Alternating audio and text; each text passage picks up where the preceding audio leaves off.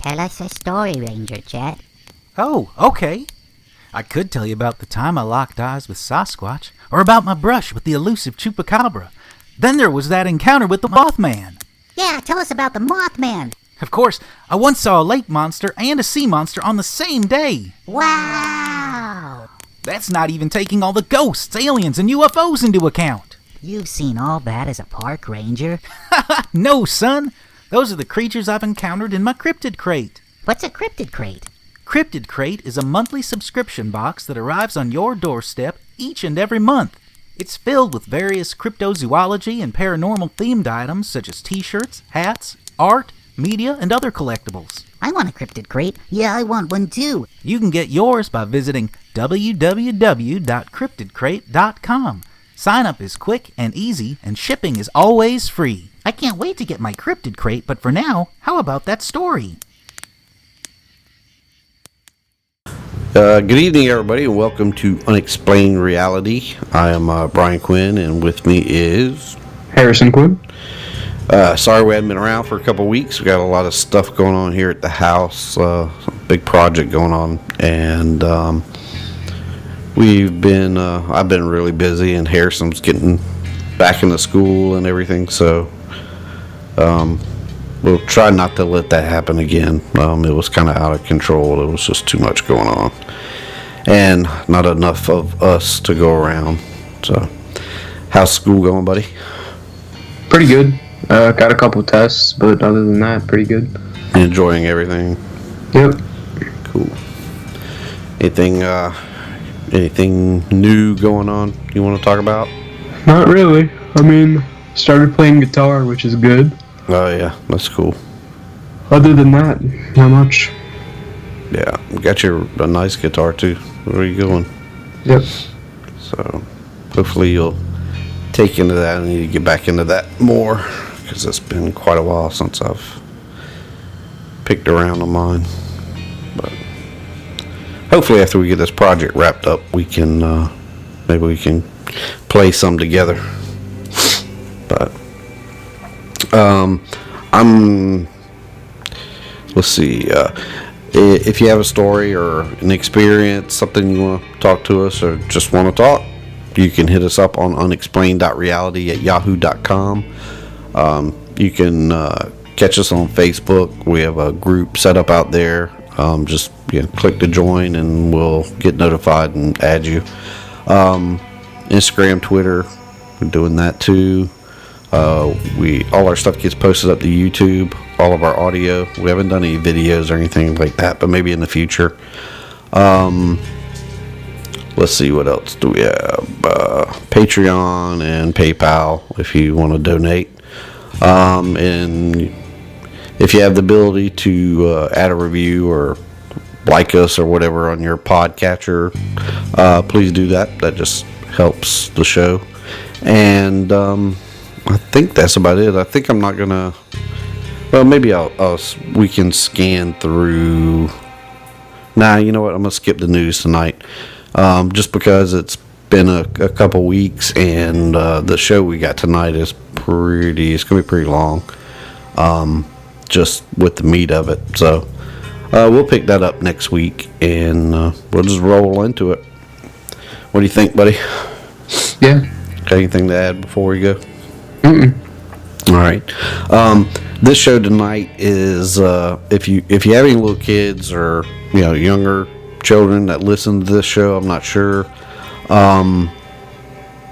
Just will let you know that some of this subject matter about what we're going to talk about is it's not necessarily I don't know how you say vulgar or nothing, but it's some of it was disturbing. So we'll just leave it at that. So you might want to listen to this before you let a younger kid listen to it. Yeah, I'm 21. My mom won't let me listen to that. So yeah. Anyways, you're forewarned.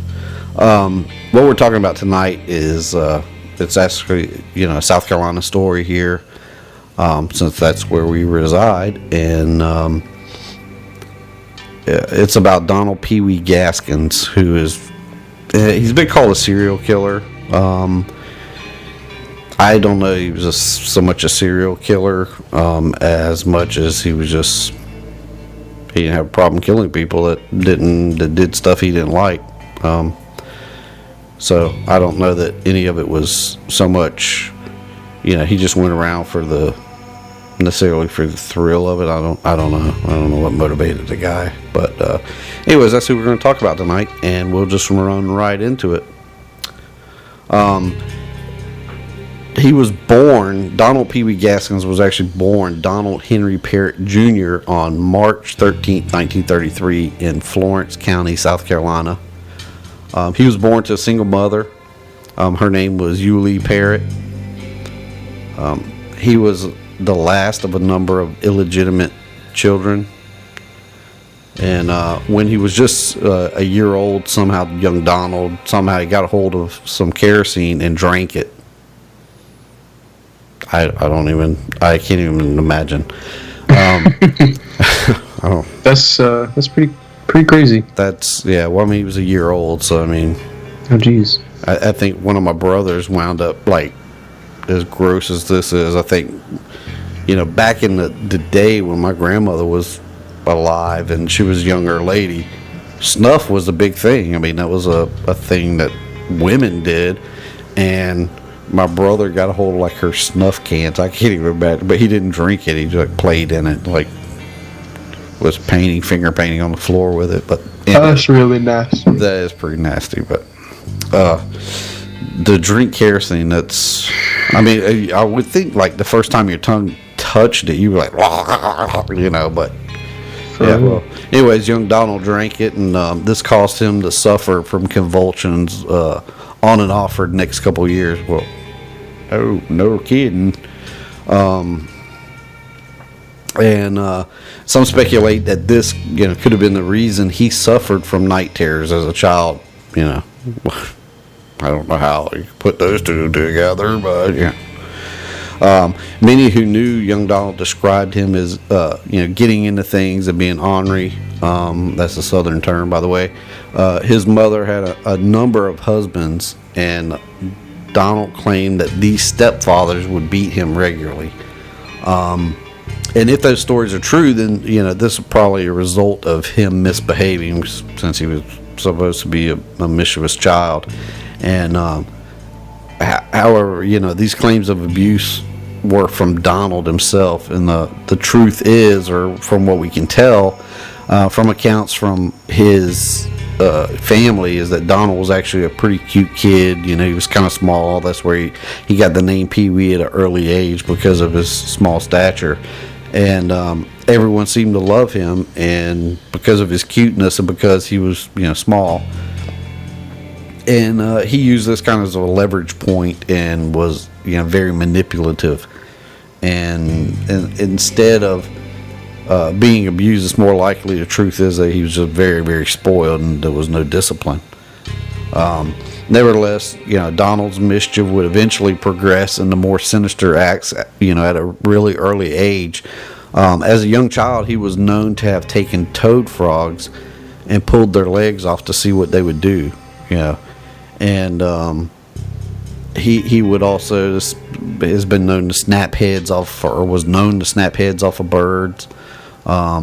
He would find a bird's nest and, like, kill all the eggs. And they were just cruel acts. They were kind of sickening. They weren't for no reason. It was just twisted stuff. And so anyways, you escalate, and by the time he was 12 or 13 years old, he and two other boys formed a little gang in the area where they lived, and they would commit burglaries and other minor crimes and mischief.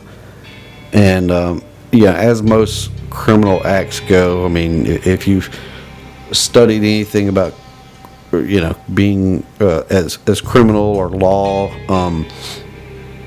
you know there's an escalation, usually an escalation of violence. You see it in CDV cases, and just statistically, it doesn't just stop with minor things. It usually grows, and Donald Pee Wee Gaskins was no different. So his stuff, his criminal acts escalated, and it really pinnacled when for him and these two boys that had this little gang, when they took one of the boys' younger sisters and raped her. They gang raped her, basically.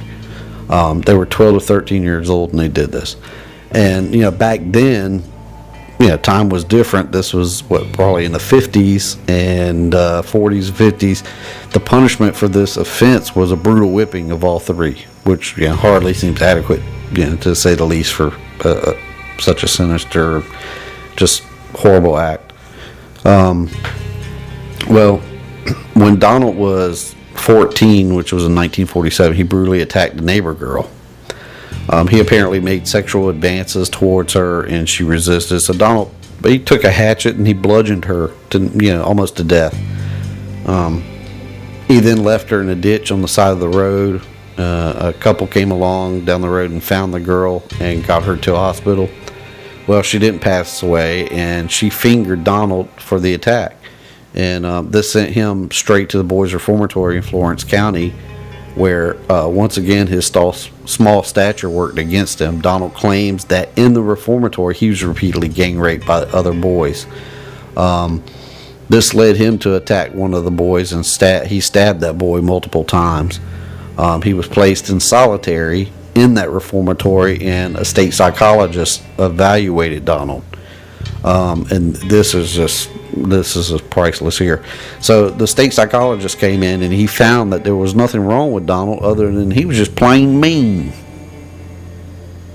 Just plain mean. I can't think of anything more southern. Yeah, I mean, he's just plain mean. I mean, I just can't. I can't even. He killed small animals and raped children. And he just plain mean. Yeah, he just needed to switch is what he needed. Yeah, like since he was born. Oh my God. What he probably needed to do is not drink that kerosene. What he probably needed to do. For real. So, anyways, Donald escaped from the reformatory multiple times, and on one such jaunt, he found work as a carny. And for those who are not schooled in the term carny, that's a person that works at like a fair or traveling circus or something. So he found work as a carny, but was caught and taken back to reformatory, and he would eventually escape. And again, and this time he married the daughter of a fellow carny. And by this time Donald was 17 years old, and he was no longer permitted to be in a reformatory because he was too old, and he was married. You can't have your wife in here. And so he had freedom once again, and I'm not sure how that worked. He said, well, you're too old, you can go now, it doesn't matter to you. Killed chickens and did all these bad things or whatever. So anyways, so he has freedom once again, and his criminal activities, he kind of had he was starting to grow, become infamous in the area where he's at in Florence County, and his activities would continue to progress. The escalation continues, and tobacco farmers were taking note of the criminal tendencies that he had, and they would hire him to help them burn down their tobacco barns so they could collect insurance money. However, Donald had these sexual desires that would evolve and guide his crimes beyond, helping these farmers burn down their tobacco barns. In 1952, he was sentenced to 6 years in the penitentiary for assault and attempted rape. And as is the case in most prisons, there is an inmate hierarchy.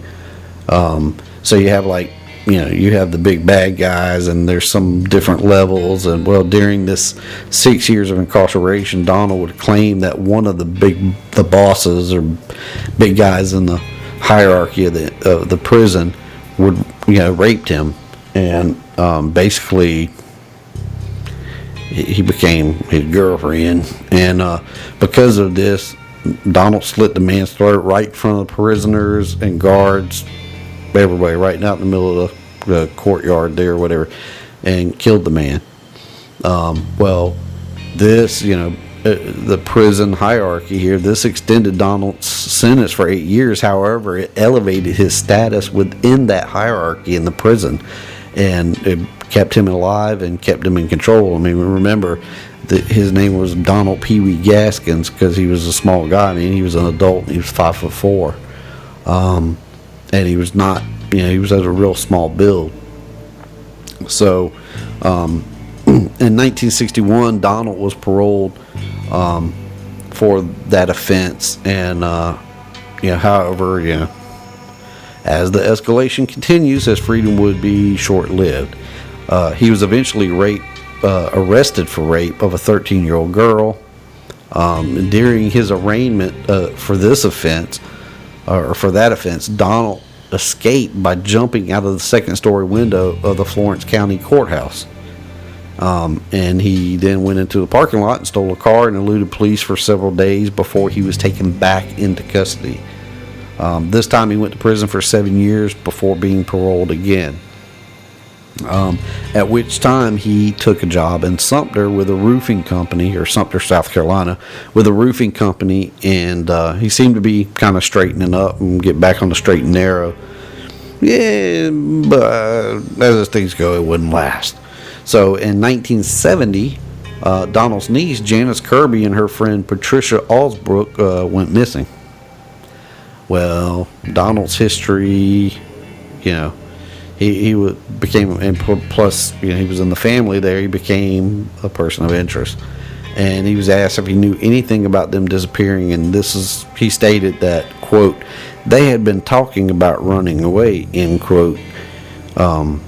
And then in 1971, he was interviewed by authorities in the disappearance of state legislator James Cutno's daughter, Peggy Cutno. Donald was interviewed once again, and he had a lullaby.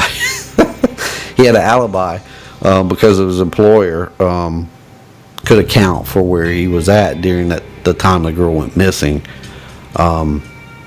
However, it was interesting that the girl was seen walking down the road right by the area where he had been working in downtown Sumter. He'd been doing a roof repair, and she basically walked right in front of the property where he'd been working.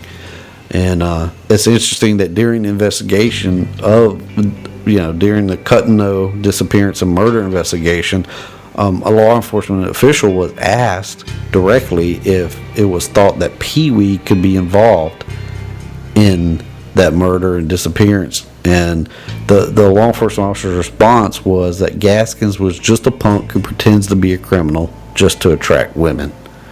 So it's very evident that law enforcement wasn't taking him his criminal escalation and criminal activities very seriously. They thought he was just a punk, just doing random stuff. They didn't think he would do anything like this, but So anyways, Pee Wee would yet again escalate his criminal enterprises to grand larceny, and he did this by building up a car theft ring where he had guys steal cars out of North Charleston, South Carolina, and they would bring those cars to his property in Florence County, and they would do whatever, tear them down, sell them, whatever. Pee Wee, he bounced between residences in Sumter County, Florence County, and North Charleston, South Carolina. He then, took a job with a well drilling company, where he had this other stuff going on, with the car theft ring. And he began an activity that he would become well known for, which was driving a hearse. It's a natural thing, just not for, he wasn't driving a hearse for a funeral home. He just drove it as a personal car. And people claim that, he had a plastic skeleton that dangled from the rearview mirror. Yeah. And he had a bumper sticker on the back of it that read, "We haul anything, living or dead." Oh, my Lord. Yeah. And, can you imagine this? Of course, this is in the 70s. And South Carolina, kind of rural area, Sumter, Florence County, a lot of agriculture down there. And there's this little 5'4" dude driving around in a big old hearse with this, plastic skeleton and hanging from the rear view and this bumper sticker on the back. Anyways, so he'd already become quite a notable character in the areas of Florence and Sumter County, so this just, added to that, driving around in the hearse. So many people were really scared of Pee Wee because they knew he was a bad dude. They knew he'd done a bunch of stuff, and he talked. He talked a lot. He was a big talker, I guess you would say, and a lot of people believed that too. They believed he was just a talker. He was just a guy running his mouth, and they didn't give him much thought. Most people just didn't take him serious. So there were quite a few people missing from the area where he resided, and on many occasions he had bragged about having his own graveyard. However, law enforcement never put things together, or they just didn't believe his claims. I think they believed he was just a talker, and they didn't really take him serious. So, and I think part of it was probably because of his small build, being 5'4", and I think most took all that talk as maybe a form of like little man syndrome. Where it's a tendency for a smaller built guy to overcompensate by talking big and tough, or many times it can be shown the way they hold themselves walking with their chest bowed up, or maybe driving a big vehicle of sports, which he did. He drove a big hearse.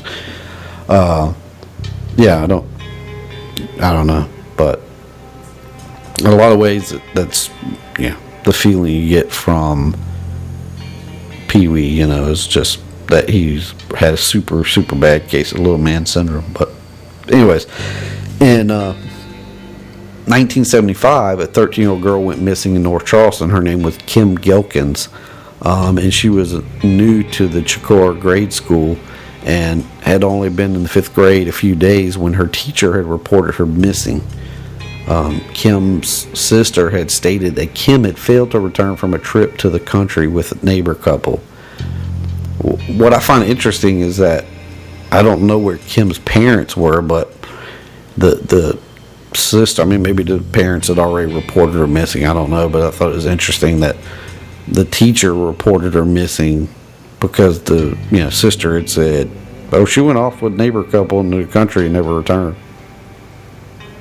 Seems a little odd, but yeah, I didn't dig into that, so I'm not sure. I might be a little off base there, but anyways, North Charleston detectives obtained a search warrant and went to a trailer in Williamsburg County that was once occupied by Pee Wee and his wife, or one of his wives. There they found items belonging to Kim Gaskins, but did not find her or Gaskins and his wife. Their investigation eventually led them to a guy by the name of Walter Neely. Walter Neely was a guy involved in Gaskins' car theft ring. And during their interrogation of Neely, he just started talking like diarrhea of the mouth. He just went off, and he told them of a mass grave site in Florence County. And somehow Pee Wee found out that Neely was speaking with authorities, and Pee Wee tried to jump ship. He tried to get out of town.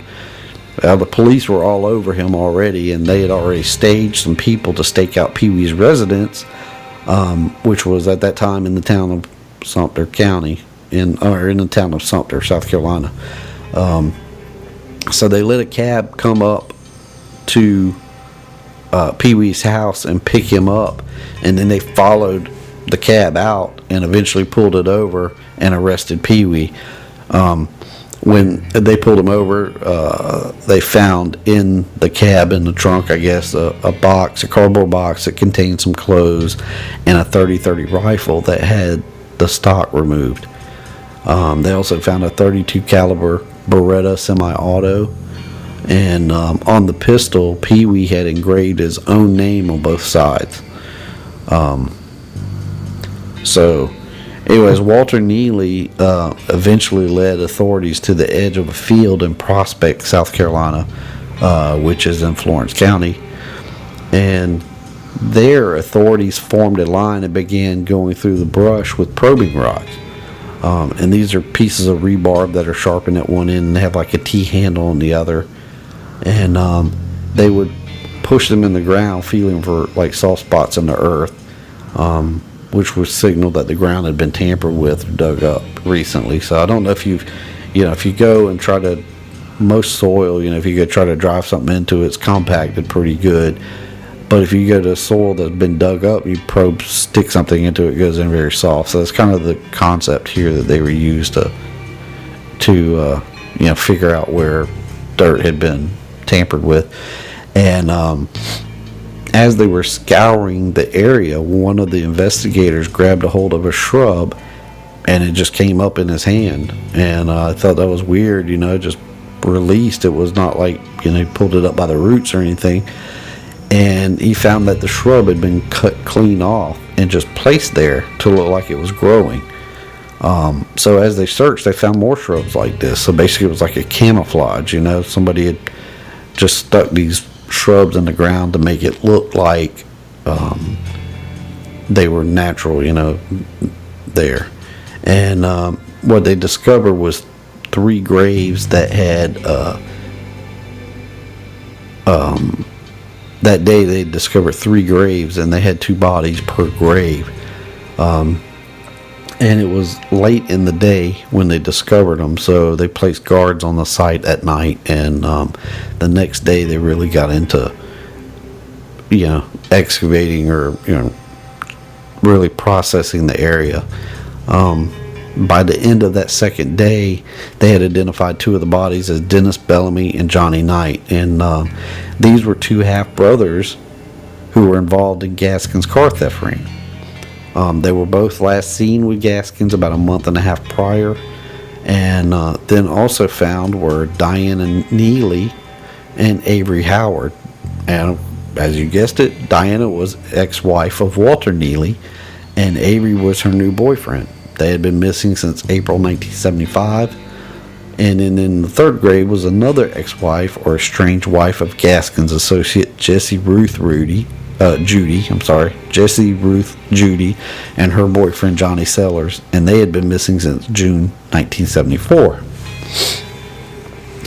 So those bodies were sent to MUSC in Charleston for an autopsy. And while examining the bodies of Dennis Bellamy and Johnny Knight, they recovered bullets from their heads. And those bullets were sent to SLED, which is the South Carolina State Law Enforcement Division, in Columbia, South Carolina, for analysis. And there, the .32 auto Beretta that was found with Gaskins when he was arrested was test fired. The barrel signature on that test fire matched the bullets removed from Dennis Bellamy and Johnny Knight. So if you don't, for those that don't know, usually pistols have like a, what do they call that barrel, Harrison? Like a, I can't think of the word. A fold barrel? A what? A folding barrel? No. It's a rifle barrel, it has like a spiral. If you look down the barrel of a pistol, it has a spiral pattern that goes down it. Rifling? Yeah, the rifling. And it when you shoot a bullet out of it, it leaves marks on the bullet, and it's like almost like a fingerprint. So like that's how they figure that out. It's like a ballistic signature, something like that. Yeah.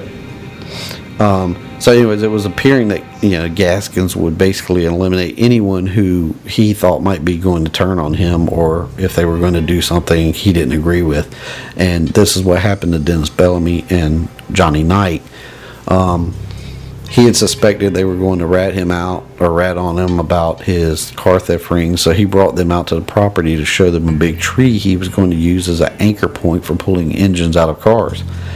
And while they were looking at the tree, shot them each in the back of the head. And it's interesting to note that he killed them individually at different times. And basically he shot one of them, went and put him in the hole that he had already dug, and then he shot the other one and put him in the same hole and then buried him. So it's very disturbing. But so anyways, this Walter Neely guy, he would eventually lead authorities to another area And it was a low-lying area that was prone to flooding, and it was referred to as Alligator Alley by locals there. And the tale from this location would tell of a sickening turn Gaskins' crimes had taken. Here, Doreen Dempsey was found covered in plastic, and then that was covered with sawdust. A short distance away, her young child Robin Dempsey was found stuck in the stump hole. Doreen had been a friend of one of Pee-wee's wives, and she had resided with them for a period of time. Well, Doreen had had relationships with a number of African American men, and she was Caucasian, and this angered Pee-wee because he didn't believe in interracial relationships. Well, to add fuel to the fire for Gaskins, Doreen's young daughter Robin, who was just maybe a year and a half old, something like that, very young, was the offspring of one of these relationships. Well, this just added fuel to his fire. He was already, had hatred for that. And now to make things worse, she was pregnant with another child from an interracial relationship. And, the evil just welled up in him. And he took Doreen and her daughter, Robin, right out next to his house in Prospect, South Carolina at that time, and drowned them in a pond. He then drove their bodies to Alligator Alley and dumped them where, Doreen Dempsey was found covered in sawdust, and the baby was, stuck in a stump hole. Gaskins went on trial for the killing of Dennis Bellamy. He denied shooting them and blamed it all on Walter Neely. And it was, understood that Walter Neely was mentally retarded, I guess is how he was described, and pretty much did whatever Gaskins had told him. And so Neely's defense, he used that to his benefit, and he got a life sentence for being an accessory. Pee-wee, going back to the little man syndrome thing, was a talker, and he wanted to be known as the big man in South Carolina, so he would talk and kept bringing up something about cement slabs. And investigators checked this out and found the cement slabs that he was talking about, and it was actually the cover of a septic tank. And when they moved the cement slab, they found the skeletal remains of Patricia Alsbrook, who had gone missing with Pee-wee Gaskins' niece, Janice Kirby, in 1970. Well, investigations continued and eventually led to a remote property in Williams County where Pee-wee once had a trailer. Here they found the body of Kim Gaskins, and she was the young schoolgirl that went missing from North Charleston. That was the one where her sister reported her missing to the teacher, but said she went, her sister went to the country with these people and never came back. Well, Pee-wee had apparently brought that girl, Kim Gaskins, to his trailer where she lived with him for a period of time there in Williamsburg County. And one night, Pee-wee, and apparently, his family knew she was there and knew of her and stuff. So one night, Pee-wee told his family he was going to take the girl back to the bus station and put her on a bus home to North Charleston.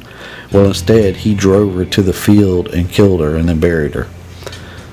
Across that dirt road that cut through that field, in an adjacent field, Pee-wee killed and buried a man named Barnwell Yates from Turbyville, South Carolina. Barnwell Yates was a successful farmer, and Pee-wee and some of his friends showed up at his trailer and they lured him out. They then stuffed him into the trunk of a car and took him to the remote property where Kim Gaskins was found. There they killed and buried Yates. This killing was a little bit different. This time he killed for hire. Yates had been dating this woman and had been purchasing her gifts using money from property and equipment he had been selling off. And what happened was he realized that she was actually started seeing someone else, and he basically went back and asked her for the gifts back. her new boyfriend knew, but basically got tired of him harassing them. So, she got her new boyfriend, I guess complained about it, and they were about this Barnwell Yates guy coming up wanting his gifts back, and the boyfriend knew a man who knew Gaskins, Pee Wee Gaskins, and they hired him to kill Barnwell Yates. Well, because of that deal, they all ended up in prison for this. And while Gaskins was testifying that he didn't have anything to do with that murder, he just began spilling beans on other murders. So he's denying one murder, and he's telling them all about these other murders he committed. And he claimed to have been hired for a number of murders for law enforcement officers to prostitutes, as targets. And the prostitute he supposedly killed was an African American woman whom he had allegedly got pregnant during an encounter with him, her and one of his wives. And basically she began to start talking around town about Gaskins and that he had gotten her pregnant. And well, since Pee Wee's was basically a racist, he didn't like that, which it doesn't make any sense. He apparently had some kind of relationship with this woman, and she didn't get pregnant by osmosis. And so he's already a racist. I don't know, it's a crazy way of thinking, but you think back all these plantation owners back in the day that they were plantation owners and owned slaves to do the work for them, but then they would get the slave girls pregnant. I don't know, it's a weird mentality. But since he was such a racist, he killed her, and for a plea deal he led authorities to her remains. And while they were doing that, they also found the body of Janice Kirby, who was Gaskins' niece, on the property where they found the prostitute. So now he's behind bars, and his murdering spree, or his crime spree, basically come to a halt because he's behind bars again. Well, at least that's what you would think. So there's this guy named Rudolph Tyner, and he's described as mildly retarded or slow, not very bright.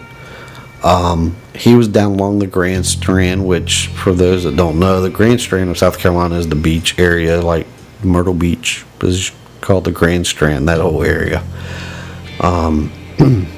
So Rudolph Tyner was down there along the beach with some 3 other people, and they decided they would rob this bar in Murrells Inlet. And they successfully robbed the bar and left, and without harming anyone, they got their money and they took off. For some reason though, Tyner re-entered the bar, and he killed the husband and wife who owned the bar, and he killed them execution style. He was eventually caught, and he ended up in CCI, which was the Correctional Institute here in Columbia, South Carolina, which basically was like that's where all the bad guys went. And I remember going past this place as a kid, and you would see the prisoners out there in the yard having their exercise time or whatever, and it was a really creepy place. It was almost like a multi-level 6-7 story building, surrounded by barbed wire, and had a big field out there where they would go out and work out or do whatever. And but anyways, so Rudolph Tyner wound up there, and he was on death row, and he was in a cell next to Pee Wee Gaskins. So he and Pee Wee kind of talked and shared food and things through this vent that went between their cells. So he took off like the little vent cover, and they were able to share things through there between their cells. Well, what happened was the man and woman that Tyner had killed, they had a son, and because the way prosecution goes, somebody gets the death penalty, it takes forever for them to actually do the deed. There's an appeal process and stuff, and it usually takes several years. So that son got tired of waiting. So he knew a guy who was able to contact Pee Wee Gaskins in prison and hire him for $100 to take out Tyner. And so Gaskins, had befriended Tyner, and what he started doing is on a number of occasions he tried to poison him, and he didn't have any luck. It merely sent Tyner to the infirmary, and sick, to his stomach or whatever. So that was a dismal plan. It just didn't work out. He kept trying to poison him on several occasions, didn't work. So Gaskins devised a plan. However, he needed a blasting cap and some explosives. And I'm still baffled at how this could happen. But he's on death row in maximum security prison here in South Carolina, and it turns out the guy who hired him to kill this Tyner guy was able to smuggle in a blasting cap and some C4. So, Gaskin, using manipulative ways, he convinced Tyner that they needed a better way to communicate than whispering through the vent in between their cells. So he devised a plan to create a quote-unquote walkie-talkie. So they had these big cups, I guess they got issued in prison, these heavy plastic cups, and basically he had a boom box he had taken a speaker out of, and he packed that C4 in the bottom of the cup with a blasting cap, put the speaker on top of it, ran a wire out of it, and ran it to his cell. He gave Tyner this speaker and said, this is our walkie-talkie, so when I tell you, I want you to put it up to your ear, and I'm going to talk to you. You tell me if you can, hear what I'm saying. And so he said, okay. He said, go ahead and put it up to your ear. I'm going to say something and see if you can listen. So Tyner did. Well, when he did that wire that was running out, Tyner didn't know, because he had just been past this cup, thing that looked like a speaker. Well, that wire was actually like a power cord.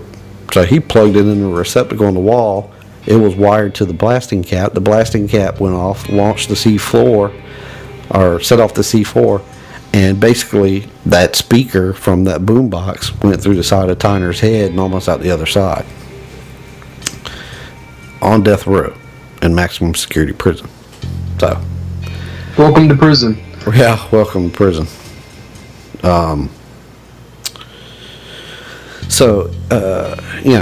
Pee Wee Gaskins just, I don't know, man. I just don't, for $100.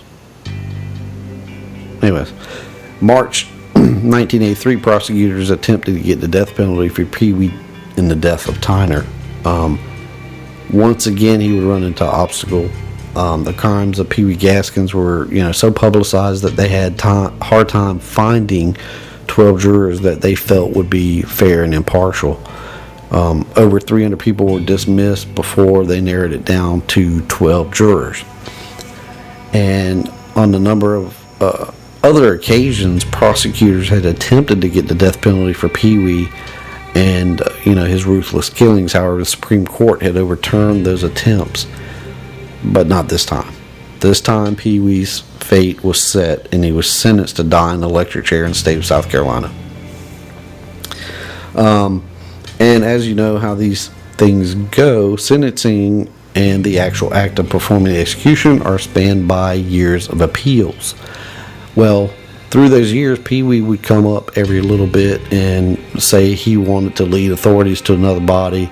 So law enforcement agencies would have to coordinate efforts to go down to CCI, which was the old prison in South Carolina, Columbia, South Carolina, and they would search Pee Wee and secure him and take him to the location.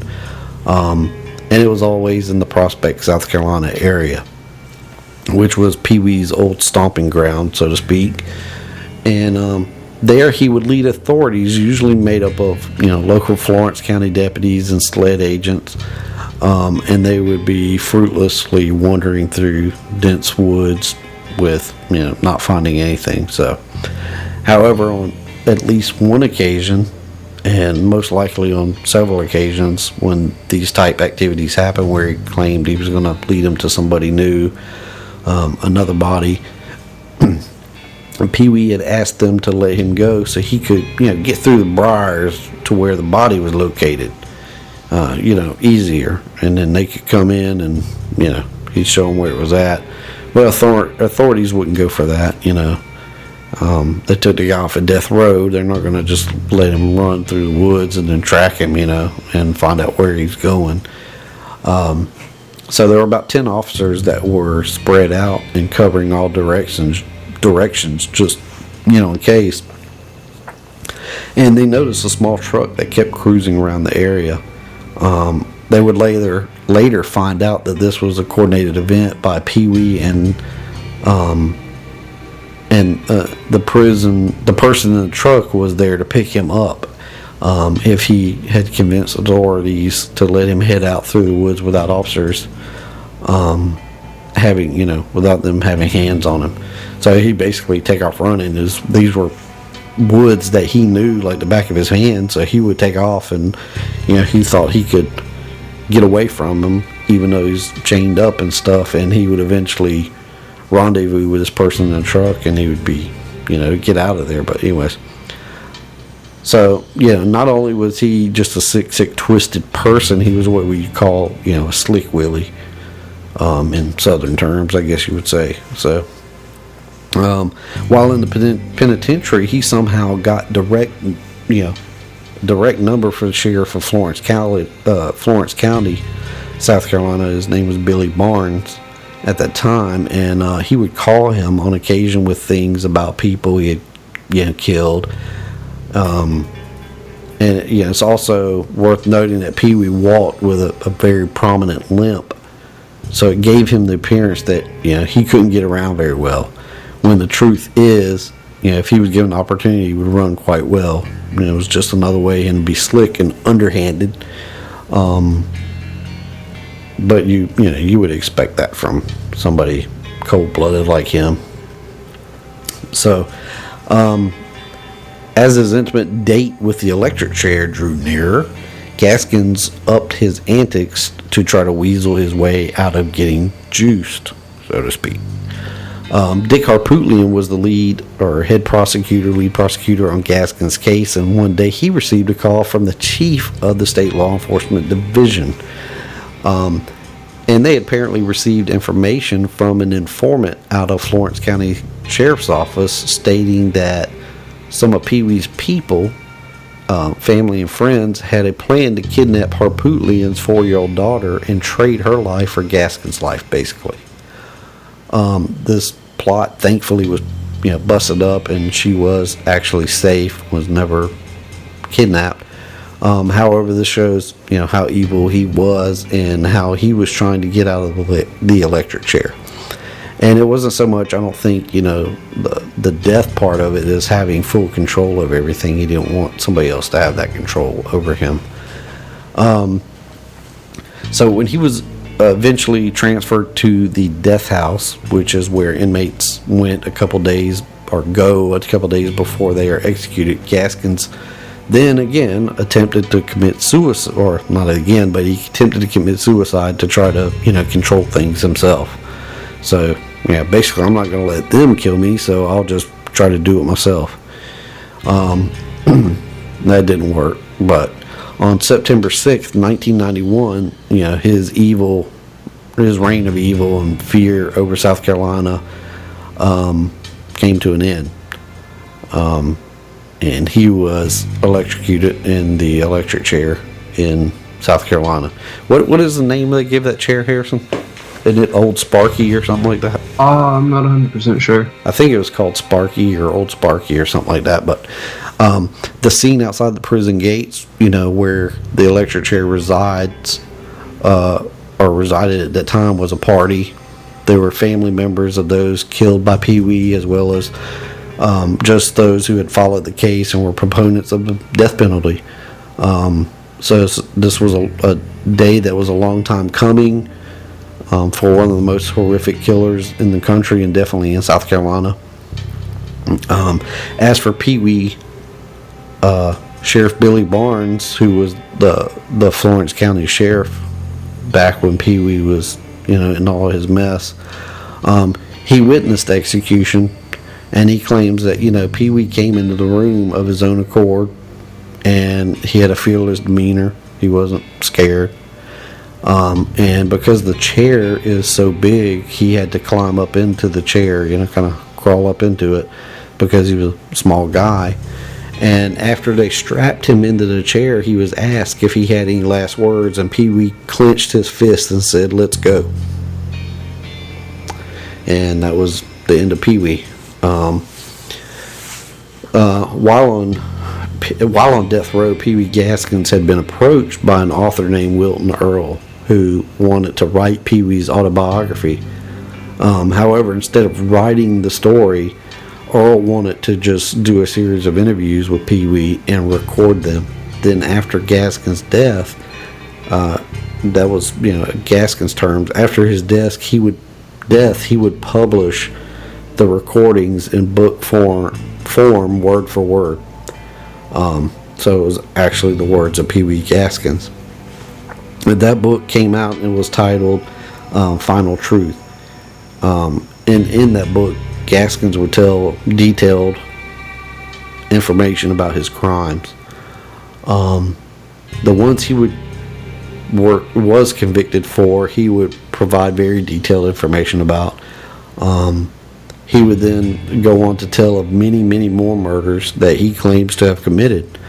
Many of these murders happened up and down South Carolina coast, where he would just pick up hitchhikers and then murder them and dump their bodies in the many marshes along South Carolina. He referred to those killings as lust murders, because many times he would rape and torture those people. Most of them were girls, I believe he claims to be, or he claimed.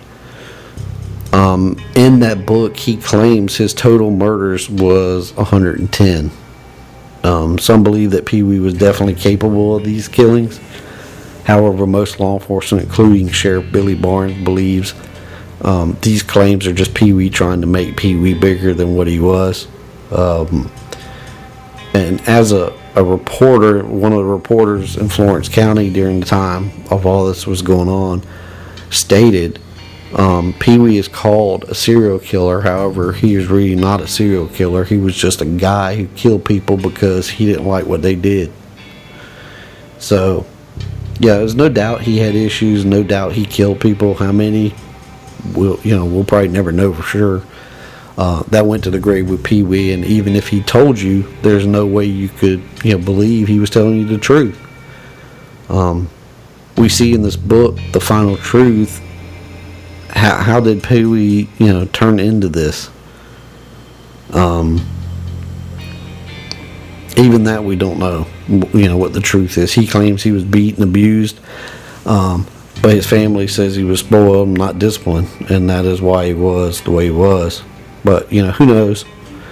What we do know is that his reign of terror is over, and he was a bad dude. So that is Pee Wee Gaskins in a nutshell there. It's a wicked story. Yeah, I mean, he was, I remember this, I was born in the early 70s, and I remember hearing stories about him in the late 70s and through the 80s, and I remember when he got executed in the 90s, early 90s in 1991. So, yeah, I remember vividly when he killed Rudolph Tyner. I remember hearing stories about that on the news, and it was like, everybody was just shocked. How could somebody on death row blow up another inmate on death row? So I had no idea what all went, how that happened. I just knew it had happened, and he'd blown him up. And the story was, when I was, heard it, that he was a boombox. They called him boombox back then. Boombox killing or something like that. They referred to it as. But yeah, I mean, it just defies explanation how somebody can turn out like that. I don't get it. Other than it's just pure evil.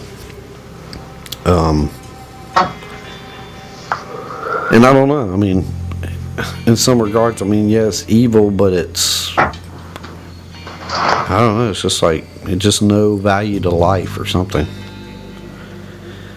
To other people's lives. So. Yeah. It's a disturbing story, for sure. So. You got anything you want to add, buddy? Nope. Alright, well, it's getting late, so I guess we should wrap this up. As we stated at the beginning, you can reach us at unexplained.reality@yahoo.com. If you have a suggestion for a story, you have a story to tell, you have an encounter, an experience, you've seen ghosts, you've seen a UFO, you've talked to Bigfoot, you've, I don't know, fed him pancakes, anything like that, drink a beer with him. Or you are Bigfoot. Let us know then. Man, that would be awesome. We really need to know then. Yes, if you could call in, if you are Bigfoot, if you could, send us an email and let us know. We'd like to talk to you. I wonder what he would talk like. Oh no. It'd be like the Ron Moorhead recordings, the Samurai Chatter. Yeah. That would be cool. We'd probably have to have a samurai on here to talk to him, though. Oh my lord. So, yeah. So, unexplained.reality@yahoo.com. You can get us on Instagram, on Facebook, on Twitter. All our shows show up on YouTube, and we have Patreon, PayPal. So if you want to contribute, you can shoot us an email. We'll help you with contributing to the show. Once again, we're sorry for having a 2-week delay. It was just too much going on. It's mainly my part because of stuff we got going on here at the house, and between full-time jobs and a big project here at the house, it's just been not enough of me to go around. So anyways, let's see, is there anything else, buddy? No, I don't think so. You got it. Okay, well, I hope everybody has a good week. Maybe we'll see how the rest of the week goes out. Maybe we can get another one recorded by this weekend, kind of try to make up for the past 2 weeks being absent. I think that's it. We'd like to thank our favorite podcast. Actually, there's a new podcast, and they mentioned us in their Instagram, and I listened to them for the first time after that, and I was really like their podcast. That's the Secret Transmission podcast. So we want to add them to our little spiel at the end. So we'd like to thank Secret Transmission podcast, and have you guys go check them out. Sasquatch Chronicles, Into the Fray Radio, OK Talk, Mysterious Universe, Sasquatch, Monsters Among Us, The Grayling Report, The Confessionals. The Confessionals had a good episode a couple weeks, was a week or two ago now, about killing Bigfoot. Oh, that's good. So you should go check that one out. And Somewhere in the Skies. I think that's all. Monsters Among Us. So we get that? Yeah, I got that one. Yeah. And if you like a silly one that cracks you up, The Cryptid Factor. That's a great show too. We thank Ricky Young for letting us use his music, and also go check out Derek Hayes' website, cryptidcrate.com, if you like to get a monthly subscription to cool cryptid stuff. That's the way to go. I think it's the only box that offers that. So check out cryptidcrate.com. You'll hear our commercials on this podcast, so go check them out.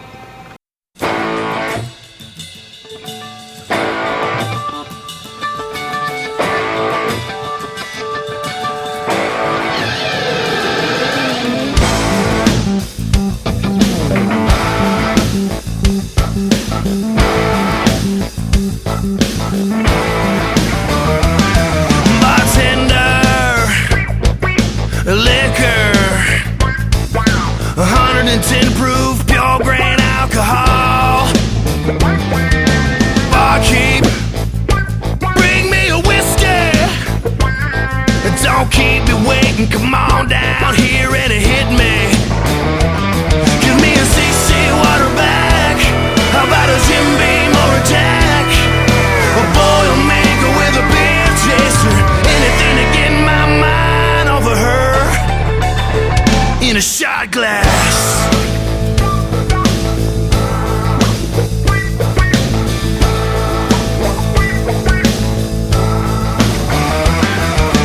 Hey Bob, you better call my job and tell that foreman I ain't coming in. I quit. Hey dog, you better back off. You see that bar stool by the jukebox is where I'm sitting. I got an ashtray filling fast. I already smoked half a pack. The more I drink, the less I think. So pour it now, we're pouring fast in a shot glass. Yesterday's gone, so is tomorrow. But I'll be here tonight, drowning my sorrows in a shot glass. Get it?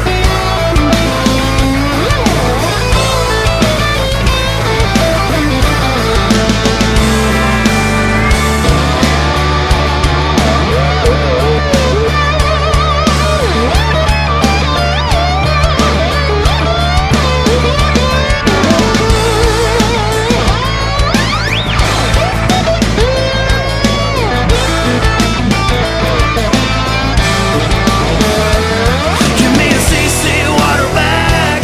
I need a Jim Beam or a Jack, a Boilermaker with a beer chaser, anything to get my mind over her in a shot glass.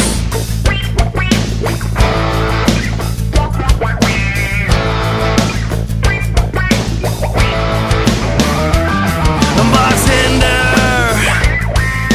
liquor, said liquor, liquor, liquor. Ow! 110 proof, pure grain alcohol. Barkeep, man, I need me some whiskey. Don't keep me waiting.